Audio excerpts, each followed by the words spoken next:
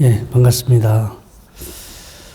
저희 용화사에서 저희가 1호 법회를 본 지가 이제 만 2년이 됩니다. 근데 오늘은 시즌2예요, 시즌2. 이 시즌1은 관음전에서 그동안 저희가 법회를 받고, 이제 용화 보전에서 또 새로운 마음으로, 또 새로운 각오로 저희가 이렇게 1호 법회를 시작하게 됐습니다. 좀 양해 말씀드릴 거는, 원래 저희가 첫째 주와 셋째 주 11시 반에 이제 법회 시간입니다. 근데 이제 오늘은 이 절에 행사가 너무 많았어요. 너무 행사가 많고, 특히 이제 오늘 제사 49제가 4개 정도 한 번에 이렇게 물리면서 이게 시간 조절하기가 너무 힘들어서 저희가 이제 이렇게 법회 시간을 부득이하게 오늘 이렇게 오후로 옮기게 됐습니다. 그럼에도 불구하고 또 이렇게 많은 분들이 참여해 주셔서 하여튼 감사드립니다. 하여튼 저희는 원래 시간은 첫째, 셋째 11시 반 이렇게 신중기도 짧게 끝내고 1호 법회를 합니다. 걱정되는 건 이번 달은 초하루하고 보름이 다 일요일 날 걸려서 시간이 또 어떻게 될는지 모르지만, 예. 어제는 저희 절에 성지순례도 다녀왔는데, 저희 또 템플스테이도 14분이 들어왔어요. 엊그저께도 10분, 이제 최근 들어서 저희 템플스테이가 많이 또 홍보가 되면서 젊은 분들이 지금 많이 참여를 해주고 있습니다. 전 특이하게도 연세 드신 어르신 한 분이 오셨는데, 이제 84세 정도 이제 연세 드셨어요. 근데 젊었을 때 사업을 해서 이제 그 사업을 크게 이제 이루셨는데, 나이가 좀 이렇게 드니까 건강도 좀 안 좋아지고, 그리고 이제 좀 공부 좀 해봐야겠다, 이제 이런 생각을 가지시게 됐대요. 근데 그래서 이제 저희 템플스테이도 오시게 됐는데, 와서 이제 이렇게 기도나 공부를 하려고 하다 보니까 안 된대. 이미 몸에 이제 여러 가지 편찮으신 데가 많이 생기고, 그리고 그걸 이렇게 평생을 80년 넘게 살았던 습관이 있잖아요. 그래서 마음은 옛날에는 그 공부하고 기도하고 수행하는 거에 대한 가치를 예전에는 크게 실감하지 않았는데, 나이를 먹고 나도 언젠가는 이제 곧 죽을 때가 됐구나, 그런 문제가 현실적으로 느껴지면서 더더욱 공부를 하고 싶은 그런 마음이 생겼는데, 또 안타깝게도 또 공부를 하려고 하니까 쉽게 그런 공부가 잘 공부하기가 많이 이제 어려움을 느낀다고 그래요.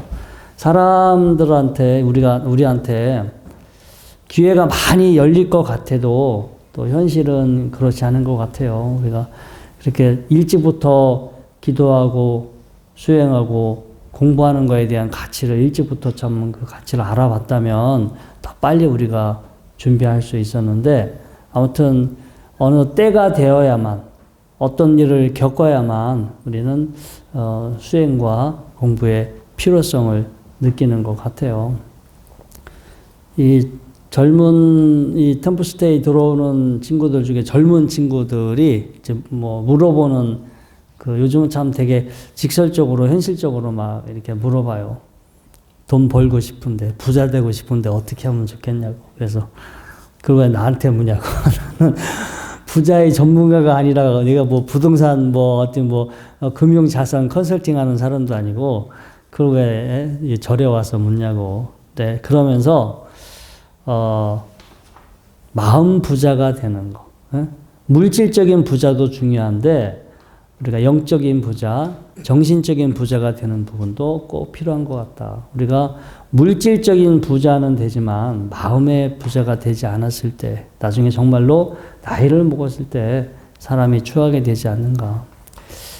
이 불가에서 부처님이 재산경이라는 경이 있어요. 예, 우리가 재산을 읽어야 돼. 어떤 재산을 읽어야 하는지 부처님이 재산경에서 그 언급이 나왔는데, 아무튼 부처님이 도를 깨닫고 2년 후에 이 고향 마을에 가죠.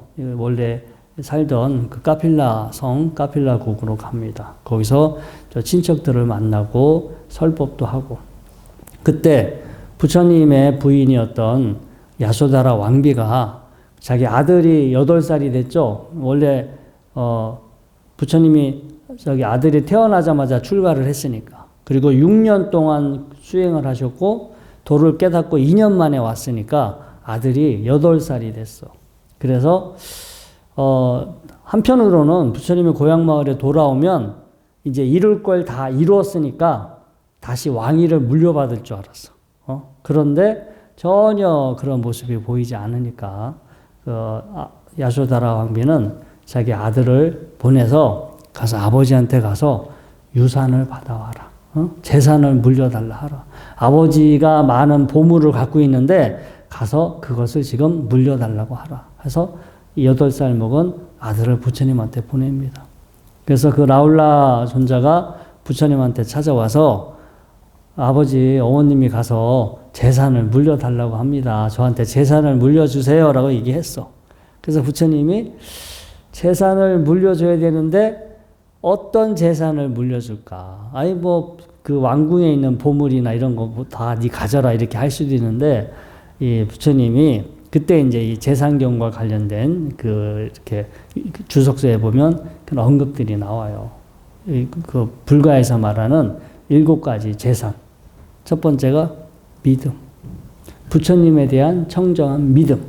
혹은 다른 사람들에 대한 신뢰. 여러분들, 부처님에 대한 청정한 믿음, 혹은 다른 사람들로부터 얻는 그런 신뢰감은 또 재산일까요? 재산이 안 될까요? 재산이 되죠. 근데 그 재산은 나이를 먹으니까, 늙으니까 줄어들까요? 아니면은 나이하고 상관없이 계속 남아있을 수 있을까요? 누가 가지고 훔쳐갈 수 있을까요? 훔쳐갈 수 없을까요? 훔쳐갈 수 없어. 첫 번째, 믿음이라는 재산. 두 번째, 지계.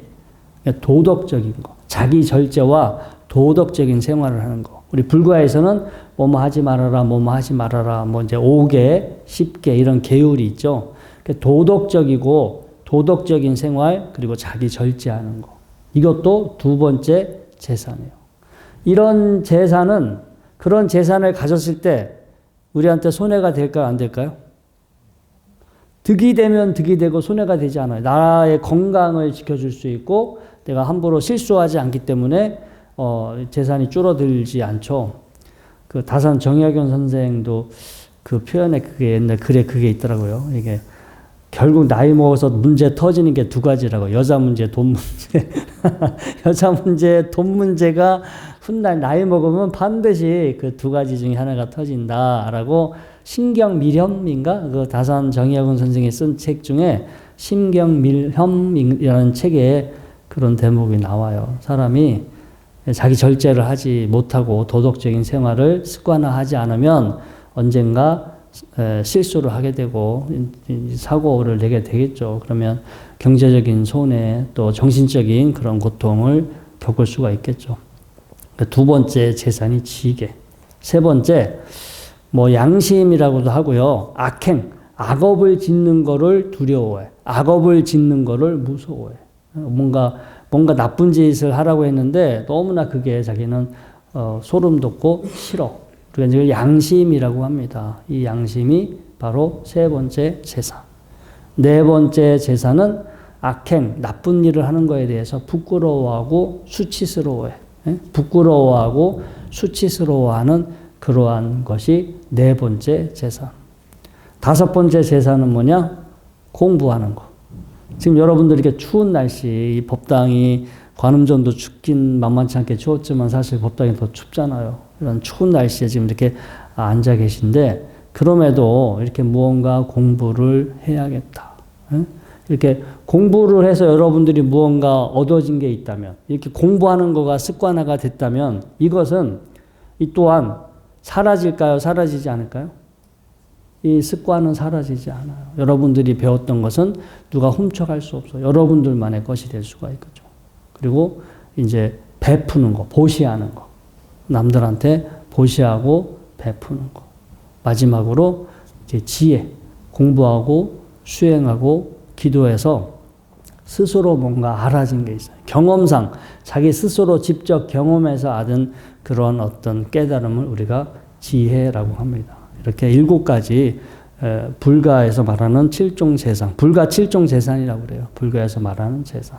그래서 제가 이 템플스테이에 왔던 그 젊은 친구들한테 이 절에서도 부자가 되는 방법을 알려주는데 뭐 돈 많이 벌고 뭐 출세하고 이런 물질적인 재산을 늘리는 것을 이야기하지 않고 이렇게 7가지 유익하고 공덕이 되는 재산을 늘리는 이러한 방법을 우리는 이야기한다. 그런데 이거는 이 재산은 다른 물질적인 재산과 다르게 남이 훔쳐갈 수 없고 우리가 전쟁 나거나 천재지변이 나거나 누가 강도가 들어와서 다른 재산 혹은 내 몸이 건강이 안 좋아졌을 때 혹은 우리 가족들한테 일이 생겼을 때 나머지 재산들은 우리가 손실을 피할 수밖에 없는데 이런 불가에서 말하는 7가지 재산은 계속해서 우리가 키워갈 수 있고 훗날 나이를 먹었을 때 우리가 나이를 먹었을 때 든든하게 나 자신을 지켜줄 수 있는 진정한 노후 대책이라는 거예요. 연금도 노후 대책이에요. 어떤 재산도 물질적인 거 무시하면 안 되는데 물질적인 것만은 있으면 뭔가 허전해. 어떤 결핍이 있어요. 추해질 수도 있어. 하지만 이런 정신적인 이런 지적인 재산이 함께 한다면 노후가 얼마나 또 이렇게 좀 풍족하고 여유롭고 참 이렇게 후덕해지겠어요. 그래서 절에 와서 제가 그런 친구들한테도 이런 얘기 하면서 절에 와서 우리가 기도할 때 맨날 소원 들어주세요. 돈 벌게 해주세요. 성공하게 해주세요. 부자 되게 해주세요라고 부처님한테 비는데 부처님한테 빌기 이전에 자기 스스로 이런 재산을 읽을 줄 알아야 돼요. 이런 재산의 가치를 알아야 돼요. 근데 안타깝게도 저도 이 재산의 가치를 젊었을 때 몰랐어. 결국 이런 일, 저런 일 다 겪어보고 젊었을 때는 사실 물질적인 거 이런 것들이 훨씬 더 마음이 쏠리잖아요. 근데 나이 먹어 인생 저도 50대 중반이 되다 보니까 그런 것들보다 부처님이 말씀하셨던 이런 재산의 가치가 훨씬 더 그것이 의미가 있고 훗날 내가 진정으로 의존할 수 있는 진정한 재산이 될 수 있겠구나. 그리고 이런 재산은요, 나머지 재산은 죽을 때 놓고 가야 돼. 나머지 모든 재산은 죽을 때 놓고 가야 되는데, 여러분들이 이렇게 절에 와서 이렇게 일구신 그러한 영적인 어떤 마음의 이러한 재산은 죽어서도 이것은 업이 돼서 여러분들을 따라간다라고 그래요. 저도 저번에 포교사분들 강의 때 그런 말씀 했어요.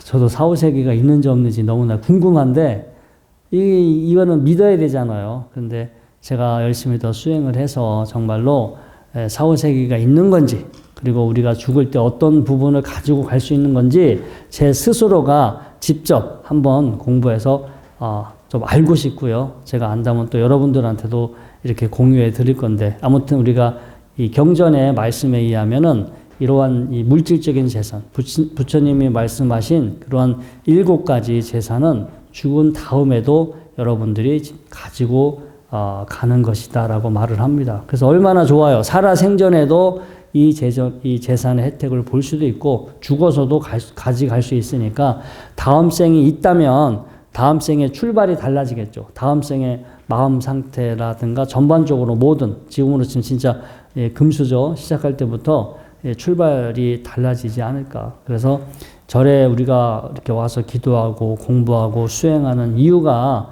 꼭 자기가 원하는 것을 이루는 것도 있지만 우리가 이제 마음을 닦아서 마음을 닦게 되면 부수적으로 이렇게 7가지 재산이 늘어나게 된다. 7종 재산, 불가 7종 재산이라고 그래요. 그래서 집에서도 여러분들이 유튜브라든가 아니면 책 같은 거 읽으면서 공부하셔도 좋지만 그래도 가장 효과적인 거는 여기 오는 게 제일 빠른 것 같아요. 여기 오는 게 가장 효과가 빨라요. 여기 와서 앞에 부처님 이렇게 한 분 뵙고 그리고 좀 절이라도 올리고 앉아서 잠시 명상의 시간을 가지면 여기 와서 있는 시간은 여러분들한테 다 재산을 일구는 시간이야. 이 절 안에 있는 시간 자체가 다 재산을 일구는 시간이 되기 때문에 집에서 열심히 하는 것도 좋지만 절에 집에서 10번 하는 것보다 절에 한 번 오시는 게 훨씬 더 제가 보기에는 효과가 있는 것 같아요. 좋은 조반들 만나고 스님들 설법 듣는다면 그런 많은 재산을 여러분들이 일구시게 될 건데 아무튼 올 1년 동안 또 앞으로 남아있는 시간 동안 여러분들